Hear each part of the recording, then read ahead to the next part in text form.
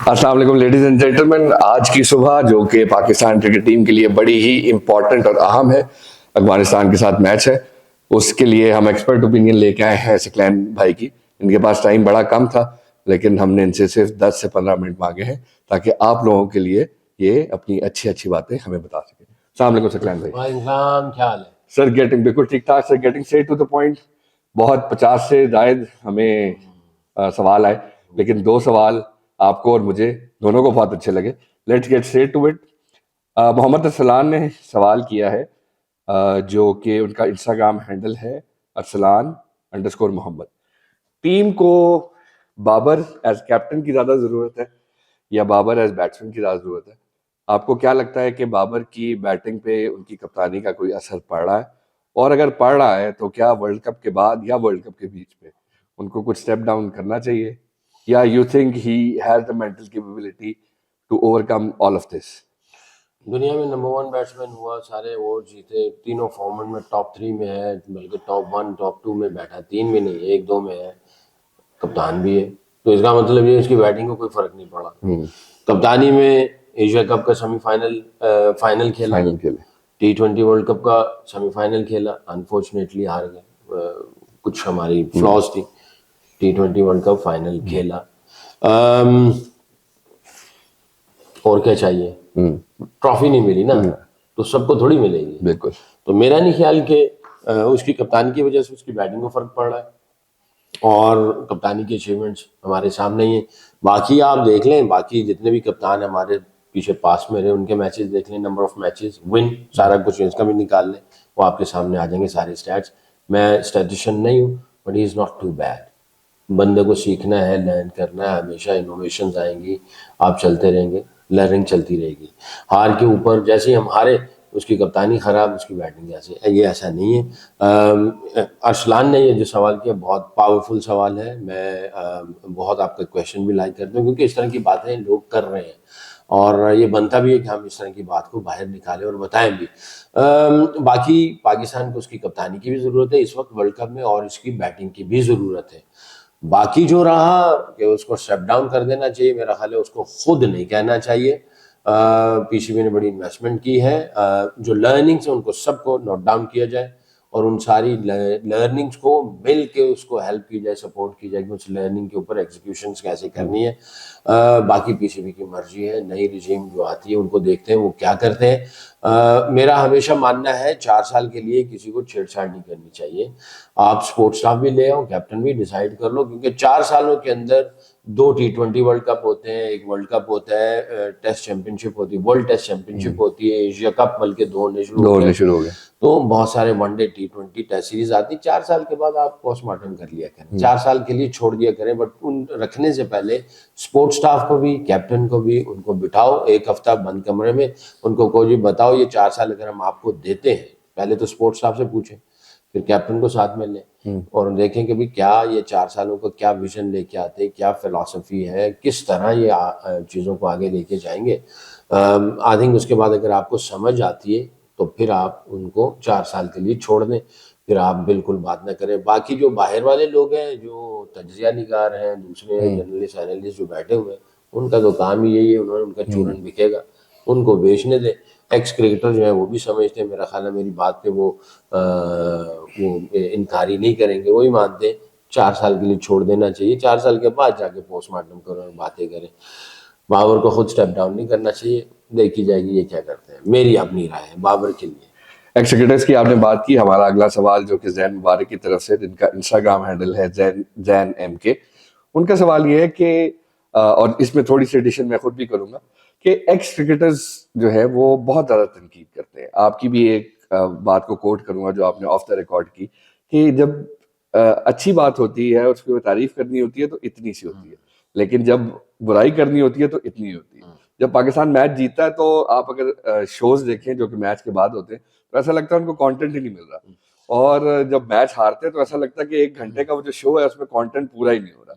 तो जैन का जो एक्चुअल सवाल है वो ये कि आप भी कोच रहे हैं और आपने भी टीम को देखा, कभी आपको किसी एक्स क्रिकेटर का फोन आया कि यार बाबर मुझे लग रहा है ये वाली चीज थोड़ी गलत कर रहा है, मुझे बात कराओ, मेरी तरफ से समझाऊं, या रिजवान की या शाहीन की बॉलिंग इस तरह नहीं हो रही, मेरी जरा बात कराओ, मैं इस तरह की बात करूं, क्या कभी ऐसा इंसिडेंट हुआ है? नहीं, कभी ऐसा नहीं हुआ। और मैं ये समझता हूँ, आपने जैसे बात की ना कि ये खाली एक क्रिकेटर नहीं है, बहुत सारे एनालिस्ट बनने होते, तजिया निगार, तजिया निगार ही कहेंगे ना, हाँ। बहुत सारे ऐसे हैं जो एंकर शैंकर बैठे हुए हैं, वो जब बात कर रहे होते हैं ना, जब कोई नेगेटिव बात कर रही तो उनके अंदर गम का लहजा जो है ना बहुत ज्यादा होता है, ऐसे तड़प रहे होते हैं जैसे जनाब इनके सीने पे खंजर लग गया हाँ। और खिलाड़ियों को जनाब कुछ भी नहीं हुआ। हाँ। आपसे जनाब हजारों गुना ज्यादा कम होता है उनको, लाखों करोड़ों लोग देख रहे होते हैं, वो अपनी इज्जत बेइज्जती को फील करते हैं खिलाड़ी। वो ये नहीं कि गए और मौजें उड़ाने के लिए चलेंगे, ऐसा नहीं होता। जिसके माथे पे सितारा हो और सीने पे सितारा हो और वो खेल रहा हो, वो ऐसे नहीं अंदर उतरता। तो आपसे ज्यादा गम फिक्र इनको होती है। तो जनाब तारीफ करनी होती थी इतनी, और उसमें भी यानी नजर आ रहा होता है कि जनाब ये खुश नहीं, बस करनी पड़ रही तारीफ, हाँ जी ये बहुत अच्छा खेल लिया आज, ये है वो है, फलाना फलाना फलाना।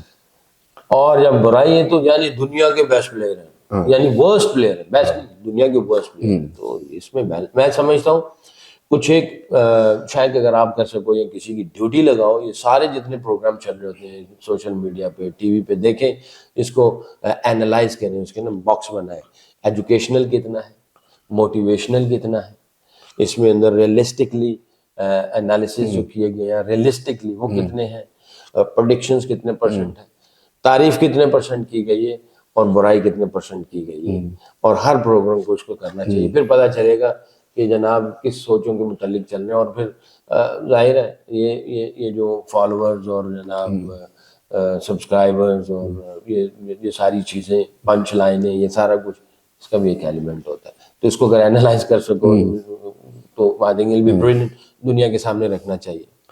आजकल तो वर्ल्ड कप हो रहा है और इस किस्म के शोज को एनालाइज करना बड़ा मुश्किल होगा, लेकिन इंशाल्लाह वर्ल्ड कप के बाद इस पे भी एक प्रोग्राम करेंगे। जैन और अरसलान, ये दोनों गेंद जो है मैंने सिग्नेचर मेरे हैं इसके ऊपर। आपके दोनों सवाल बहुत पावरफुल थे। I think approximately more than 50 questions आए थे, उनसे ये 2 सवाल जो है हमने चूज किए। पैनल में और शेख है, तो बहुत पावरफुल सवाल है, ये आप जीत चुके हैं और आप भी जीत सकते हैं, जितने भी और मेरे फैंस हैं, क्रिकेट लवर्स हैं। आपके सवाल पावरफुल आएंगे, शायद उनको निकालेंगे, हम दोनों डिस्कस करेंगे, उसमें से जो पावरफुल सवाल है आप भी जीत सकते हैं signature ball from us. Stay with us on Sathyan instruction. Punch line की आपने बात की, एक पंच लाइन आजकल बड़ी चलती है और वो है out of the box thinking. ये out of the box thinking आप जरा मुझे बताएं होती क्या है? ठीक है, क्योंकि आप टू बी वेरी ऑनेस्ट हमने तो ये क्रिकेटर्स के मुंह से ही सुना है या ये जो एनालिस्ट बैठे होते हैं, और इसका मार्जिन कितना होता है एक मैच के अंदर, और ये डिसीजन लिए क्या मतलब कि ऑन द गो लिए जाते हैं या इनके पीछे कोई वर्किंग होती है? काइंडली हमारे फॉलोअर्स को 2 लफ्ज ऐसे हैं जिससे मुझे बहुत ही नफरत आती है, जब भी सुनता हूँ ना तो मुझे समझ नहीं आती क्रिकेटर कैसे कह लेते हैं। एक पावर हिटिंग और दूसरा आउट ऑफ द बॉक्स, ये 2 लफ्ज ऐसे हैं जो मैं, आउट ऑफ द बॉक्स भाई कोई चीज होती नहीं है, ये ऐसी लफ्ज है खूबसूरत लगने के लिए। आउट ऑफ द बॉक्स वो लोग कह रहे होते हैं, वो इस्तेमाल कर रहे हैं, तो जो आउट ऑफ द ग्राउंड है, आउट ऑफ द रोब है, out of the dressing room है और out of the game plan और स्ट्रेटेजी उनकी होती है, वो हमेशा चूरन बेचने के लिए आउट ऑफ द बॉक्स लफ्ज इस्तेमाल करते हैं। आउट ऑफ द बॉक्स कोई नहीं होता। मैं हेड कोच रहा हूं, पाकिस्तान टीम का खेला भी हूँ। You have to tick all the boxes और आपको पता है कब क्या करना है, किस बैट्समैन को आप ऊपर भेज रहे हो, नीचे भेज रहे हो, किस तरह की स्ट्रैटेजी, आप सारे बॉक्सेस टिक करते हो। यही part of your plan and strategy होती है जिसको आपने एग्जीक्यूट करना होता है। अगर आप ने पहले ये चीजें की, सारी कम्युनिकेशंस आप पहले करते हो, सारे प्लान स्ट्रैटेजीज आप पहले बनाते हो, करते हो, एग्जीक्यूट करते हो, फिर आप जाते हो। ऐसा नहीं कि आप जनाब हमने न्यूजीलैंड उसको एशिया कप में नवाज को आगे भेज दिया इंडिया के खिलाफ, नीचे से पहले से प्लान था, लेफ्टी राइटी कॉम्बिनेशन पहले से प्लान था। शादाब को आगे आप पहले भेज दे, पहले से प्लान था, कोई भी नंबर चेंज किया पहले से प्लान है। जनाब आपने लेफ्ट आर्म बॉलर है, पावर प्ले के अंदर आ गया और आपने उसको पावर प्ले में गेंद करानी, पहले से प्लान है। अगर पहले ही ओवर देना पहले से प्लान है। आपने लेफ्ट आर्म बॉलर है और लेफ्ट हैंड बैट्समैन है और आप उसको पावर प्ले में बॉलिंग दे रहे हो, तो आउट ऑफ द बॉक्स है जी, इसको तो सज्जे के लिए लेके आना चाहिए, खबे के लिए क्यों लेके आए? वेरी वेल प्लान्ड है। उसके स्टैट्स देखे हुए, उसके सारे बैगन मिल देखा हुआ है, उसकी strength and pros and con सारी चीजों को देख के आप लेके आते हो। ऐसे नहीं कि आप उसको डाल देते हो बीच में, ऐसा नहीं है। बारिश हो गई, स्ट्रेटेजी चेंज करनी पड़ गई, सुपर ओवर आ गया, out of the box. Super over में क्या आउट ऑफ द बॉक्स करोगे?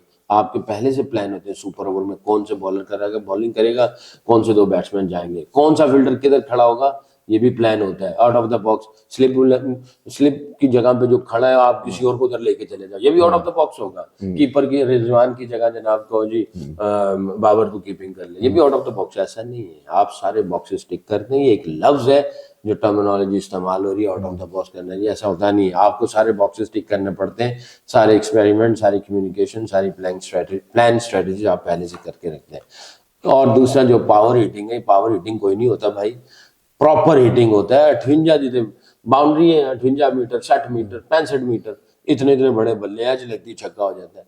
तो ये जो एक्सपर्ट पंडित बैठे होते हैं ऊंची आवाज लगा के जी पावर हिटिंग और ये और वो, ऐसा नहीं है।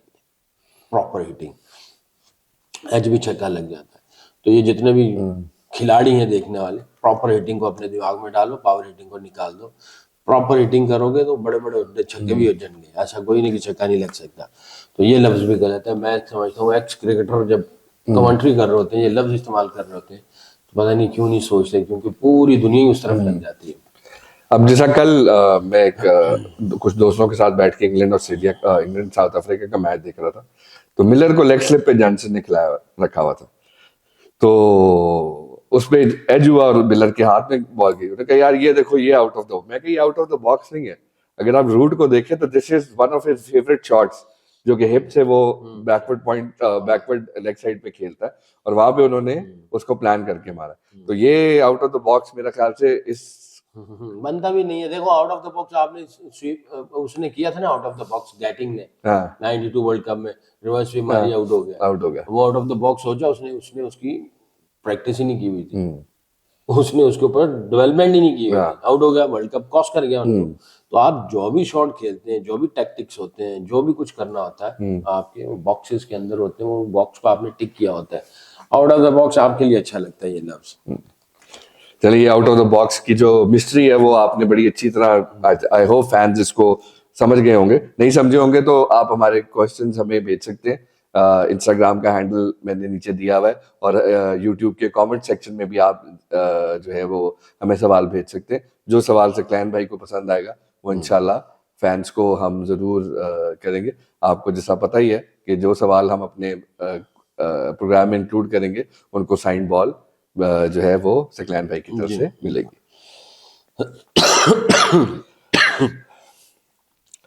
अच्छा, आखिरी 2 सवाल जल्दी से इसको रैप अप करते हैं, आपके पास भी टाइम नहीं है, मैच भी शुरू होने वाला है। कुछ दिनों पहले ऑस्ट्रेलिया के मैच से पहले एक पूल पार्टी की तस्वीर जो है वो वीडियोस काफी ज्यादा चली थी, और उसके नीचे जो कमेंट थे कि यार ये क्या कर रहे हैं, ये तो डिनर कर रहे हैं, ये तो वहाँ वर्ल्ड कप खेलने गए या डिनर करने गए। और वहां पे उनकी कॉन्वर्सेशन से भी ये लग रहा था कि वो क्रिकेट के बारे में बात नहीं कर रहे। और एज अ खुद मैं एक वर्कर जो कि कॉर्पोरेट जॉब कर चुका हूँ, आई बिलीव के स्विच ऑफ करना अपने काम से, जिसको आप अपने क्या कहते हैं रिलीजन के बाद दूसरे को देते हैं, उससे स्विच ऑफ करना बड़ा जरूरी है। और मुझे हमारे फैंस को सम अप कीजिएगा, बताइएगा ये भी जो आपने मुझे बात बताई कि जिम्बाब्वे के मैच और साउथ अफ्रीका के मैच जो T20 2022 का वर्ल्ड कप था, उसमें किस तरह आपने इनकी मेंटल हेल्थ के ऊपर काम किया, जो कि हमें नजर आया कि जिम्बाब्वे के खिलाफ जो टीम थी वो बिल्कुल डिफरेंट हो गई साउथ अफ्रीका के खिलाफ। देखिए, मैं हमेशा ये कहता हूँ कि दिन हमेशा नहीं रहेगा, रात भी आ जाएगी। आप एक ही खाना बार बार नहीं खाएंगे, आपको चेंज करना पड़ेगा। This is a change in the nature. दिन चेंज होते हैं, हफ्ते चेंज होते हैं, महीने चेंज होते हैं, साल चेंज होते हैं, हमेशा वो नहीं रहते। आप हमेशा एक ही सोच को गलबा नहीं कर सकते, अपने ऊपर नहीं डाल सकते।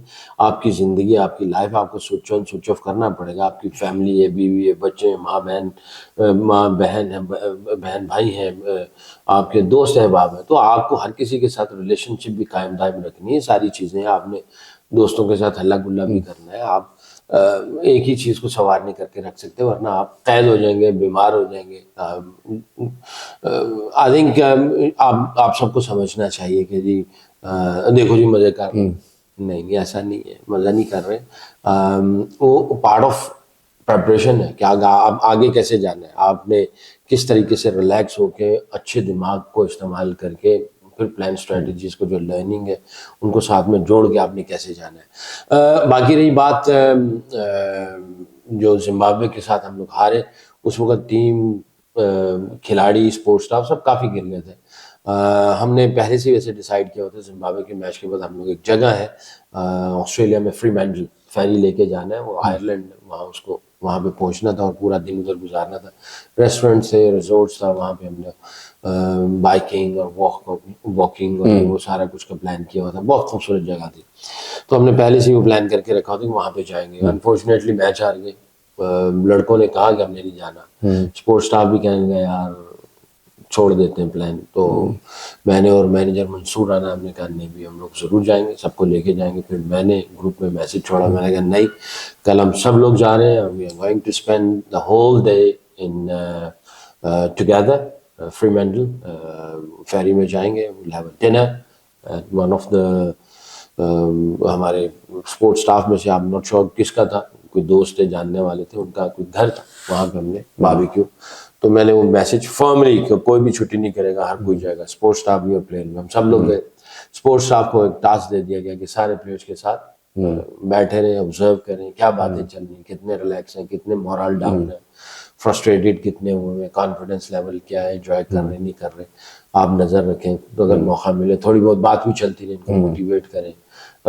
इस वक्त जो है ना मेंटल जो है ना ट्रीटमेंट की जरूरत थी, क्योंकि कॉन्फिडेंस जैसे आपको मौका लगता है ना, तो ब्रूज भी होता है, ब्लीड भी होता है, कट भी होता है। इसी तरह आपका कॉन्फिडेंस भी ब्रूज भी होता है, ब्लीड भी होता है, कट भी होता है। तो आप ये देखते हैं कि कॉन्फिडेंस, इमेजिनेशन, सोचें, फीलिंग्स, इसमें कितना ब्रूज है, कितना इसको हील करना है, कितना क्या, कौन सी ट्रीटमेंट चाहिए इसको, कौन से अल्फाज चाहिए, हग चाहिए, कंधे पे शोल्डर चाहिए, लाइफ का और भी चीजें कैसे इंपॉर्टेंट है उसकी तरफ उसका ज़हन लेके जाए, ताकि इसकी ट्रीटमेंट हो जाए, इंटरनली मेंटली थोड़ा सा रिलैक्स कर दें। और बहरहाल सारा स्पोर्ट्स स्टाफ ने पूरा दिन जो है उनके साथ गुजारा। कभी मैं साइकिल पे निकल जाता था, कभी मैं वॉक के लिए निकल जाता था, 2-4 लड़के उधर गए, 3-4 उधर गए, सब एक दूसरे के साथ खाना वाना खाया दोपहर का। इवनिंग में वापस आए और वहाँ पे बारबेक्यू था, बारबेक्यू में हमने खाना खाया, सबको टेरेस पे, माशाल्लाह उसका काफ़ी बड़ा टेरेस था, टेरेस पे सारे बैठ गए हम लोग, और वहाँ पे बहुत अच्छा व्यू था, सामने समुंदर था, और लड़के सब रिलैक्स हो चुके थे। समझ आ रही थी कि अभी सब, अब उनका जो सिचुएशन है अब काम हो गई, अब सही तरीके से सुनेंगे भी, सोचेंगे भी। रियलिस्टिकली हमें ऐसा लगा कि चीज़ें अब सेटल हो गई, एम्ब्रेस कर लिया, जो कुछ हुआ सो हुआ, अब आगे कैसे जाना। तो वहाँ से फिर हमने कन्वर्सेशन शुरू की, करते फिर इनसे पूछा भी आगे क्या करना है, कैसे जाना है, क्या करना है, तुम लोग डिसाइड करो, हम आपको सपोर्ट करेंगे। उनको सुनते रहे, क्वेश्चन फेंकते रहे, करते तो फिर मैथ्यू हेडन ने बात की, यूसुफ ने बात की, मैंने बात की, और मैं अक्सर ये बात करता हूँ इस प्रोग्राम के तवस्सुल से, फिर मैं बात करना चाहूँगा। मैं हमेशा कहता हूँ जब यकीन पुख्ता होता है ना, तो उस यकीन के ऊपर मौजज़े होते हैं।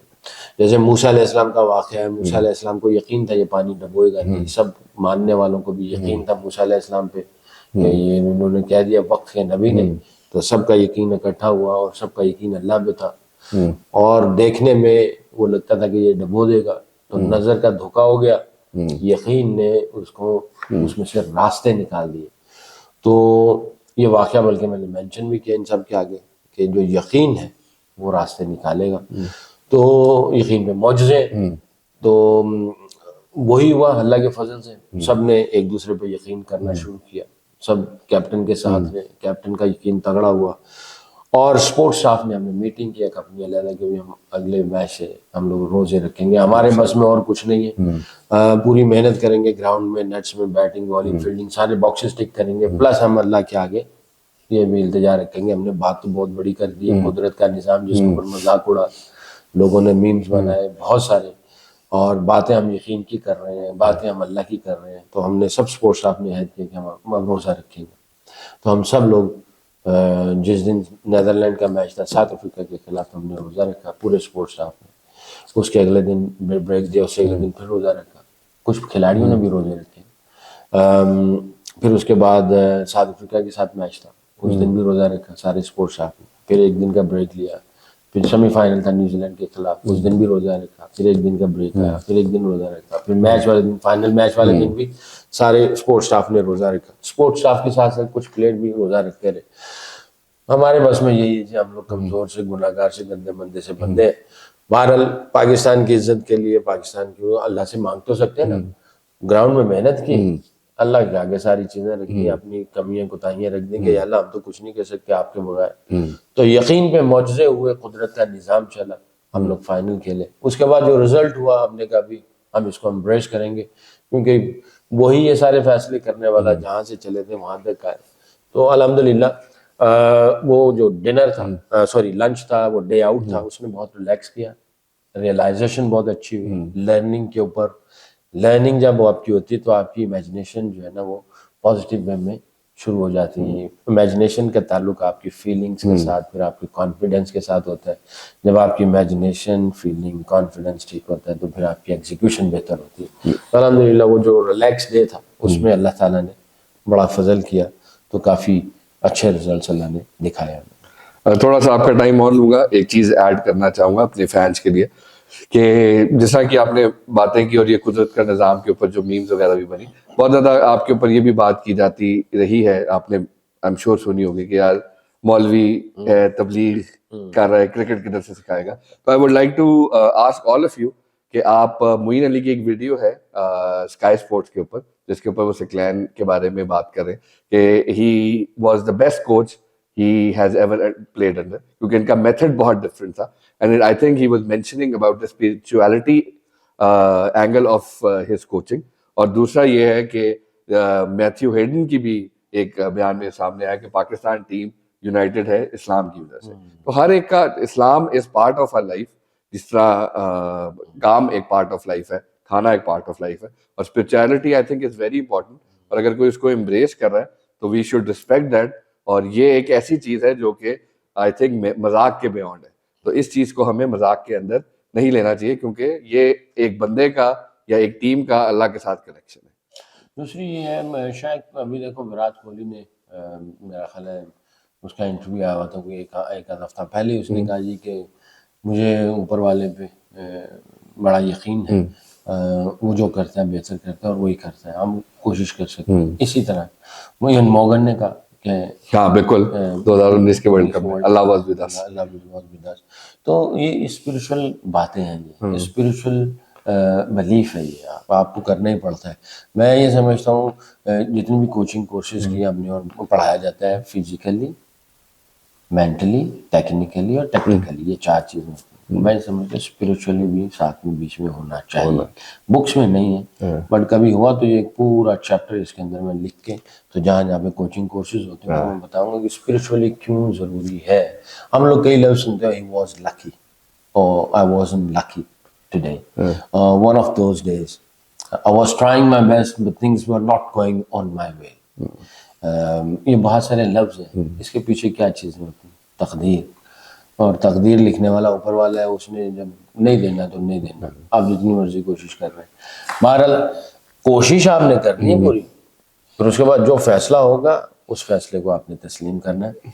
आपकी कोशिश में अगर आपकी विलिंगनेस आ जाती है ना, मैं ये समझता हूँ इंग्लैंड जो हमसे जीता 2019 वर्ल्ड कप, जब हम हार गए तो मैंने ड्रेसिंग रूम में एक बात कही थी, मैंने कहा देखो तुम लोग बहुत अच्छा किया, फाइनल तक पहुंचे, गिड़े मरे भिड़े, उठे, रोए धोए, फिर उठे, फिर बहुत सारे अप्स एंड डाउन आए हमारे वर्ल्ड कप कैंपेन में और हम फाइनल तक पहुंचे। तो मैंने कहा मेरा ख्याल है कि उन्होंने बॉक्सेस हमसे ज़्यादा कुछ टिक किए होंगे, उनकी विलिंगनेस हमसे कुछ ज़्यादा थी, उनका हो सकता है बिलीफ भी हमसे कुछ ज़्यादा तगड़ा था, हो सकता है वो हमसे कुछ यूनाइटेड भी ज़्यादा थे, उनकी सिफात कुछ अच्छी थी जिसकी वजह से फैसला अल्लाह ने उधर कर दिया। और हमने ये देखना कि हमारी कौन सी सिफात रह गई थी जिसकी वजह से हम वो अचीव नहीं कर पाए। तो लर्निंग, गेंद बल्ला, फील्डिंग ही नहीं है, और बहुत सारी चीज़ें भी हैं। हैप्पी यूनिट होता है ना, ट्रस्ट कर रहा होता है, रिस्पेक्ट कर रहा होता है, ये बहुत बड़ी बात होती है। क्लैरिटी जब आती है जब आप सब मिल के चल रहे हो, तो क्लैरिटी ऑफ रोल, जब आपको ट्रस्ट होगा तो क्लैरिटी दिमाग के अंदर आ जाएगी, आपके रोल के अंदर आ जाएगी, आपके अंदर करेज आएगी जब आपको सपोर्ट मिल रही होगी, सब मिल के चल रहे होंगे। क्लैरिटी ऑफ रोल होगा, आपके अंदर करेज आ जाएगी, ब्रेवरी आ जाएगी, आपकी फीलिंग्स अच्छी हो जाएंगी, कॉन्फिडेंस बढ़ेगा, आप मिल के चलेंगे। पानी से बाहर होगा कतरा तो कतरा कहलाएगा, समुद्र में चला जाएगा तो समुद्र कहलाएगा। तो अकेले अकेले रहेंगे तो कतरे, इकट्ठे हो जाएंगे तो समुद्र बन जाएंगे। बिल्कुल। मेरा ख्याल है छुट्टी मांगनी चाहता हूँ मैं आपसे। एक आखिरी सवाल, हाँ जी। Comments on Pakistan Afghanistan match. हमने सिर्फ देखा कि जैम्पा को खेलते हुए पाकिस्तानी बैट्समैनों को, और Zampa was the deciding factor. Pakistan बड़े अच्छे तरीके से 8.5 की एवरेज आखिरी 12 ओवरों में 13 ओवरों में चाहिए थी, जो कि बड़ी आसानी से रिजवान और इफ्तिखार कर सकते थे। यार देखो, शायद जैम्पा ने भी आउट विकेट टेकिंग डिलीवरीज नहीं की है। मैं समझता हूँ अभी तक पाकिस्तान अगर आउट हुआ ना तो कुलदीप यादव अच्छा बॉलर है, मेरा फेवरेट है, मैं उसको बहुत पसंद करता हूँ। उसने कोई आउट करने वाले गेंद नहीं किए, कभी आउट किया हो, ट्रैप किया हो। इफ्ती कैसे आउट हुआ, ऐसे भी मारते हुए पीछे से आउट हो गया, ये कोई आउट होने वाला था? सॉफ्ट डिसमिसल्स थे, ये सॉफ्ट डिसमिसल्स हुए। हमें किसी ने आउट नहीं किया अभी तक, और हम बहुत अच्छा खेले इंडिया के खिलाफ। स्पिनर्स को श्रीलंका के खिलाफ बहुत अच्छा खेले हम, जब रिजवान ने, अब्दुल्ला शफीक ने, दोनों ने सैकड़े मारे। तो we are not the worst against spinners, we are not the best as well, best नहीं है, but we know how to tackle. से अफगानिस्तान के ऊपर साइकोलॉजिकल हमारा पलड़ा भारी है, इंशाल्लाह उसको हम लोग लेंगे। अफगानिस्तान को भी बस रिलैक्स रहें, अपने पोटेंशियल पे खेलें, keep believing on yourself, stay together, happy unit, trust on each other, respect each other, और जाओ अपनी गेम खेलो मजे से। और मैं पाकिस्तान टीम को मैं आपको अब ऐसी गप्पे नहीं मार रहा या ऐसे नहीं भड़के नहीं मार रहा, मैं बड़ी कन्विक्शन से कह रहा हूँ। मेरी जो फीलिंग है ना, मेरी अपनी फीलिंग, बाकी मैं दूसरों की नहीं कह रहा हूँ, मेरी अपनी फीलिंग ये कह रही है कि ये हमारे साथ बहुत दफा ऐसा हुआ है। हम लोग हैं ही ऐसे, हमारा मिजाज ही ऐसा है, हम थप्पड़ भी खाएंगे, हम गिरेंगे भी, फिर हम उठेंगे, ये हमारी नेचर है। हमने बता दें कभी बगैर थप्पड़ खाए हुए, बगैर गिरे हम उठे हो, हम खड़े हैं, उठे हैं, चल रहे हैं और चले चले जा रहे हैं, ऐसा हमारा ग्राफ कभी भी नहीं रहा। इमरान खान हमारे लीडर थे, बहुत गिरे थे, पता नहीं बारिशों ने कुदरत का निजाम चला दिया। फिर हम लोग ये जो चैंपियंस ट्रॉफी जीते, वो भी कुदरत का निजाम चला, उधर भी आप लोगों की दुआएं थी। फिर आप और आगे चले जाओ, एशियन टेस्ट चैंपियनशिप में जो फाइनल नंबर 1 आए, वो भी कुदरत का निजाम चला। फिर आपकी जो फॉर्म का आना, क्लिक करना, सबका इकट्ठे जेल हो जाना और सबका जो है हैप्पी यूनिट बन जाना, ये भी ऊपर से सारी चीजें चलती है। एनीवे, मैं पाकिस्तान को फाइनल खेलते हुए देख रहा हूँ, मुझे ही ऐसा फील हो रहा है। आई एम वेरी ऑप्टिमिस्टिक, मैं पूरी कन्विक्शन के साथ कह रहा हूँ कि इंशाल्लाह पाकिस्तान फाइनल खेलेगा, इंशाल्लाह। थैंक यू वेरी मच अकलान भाई।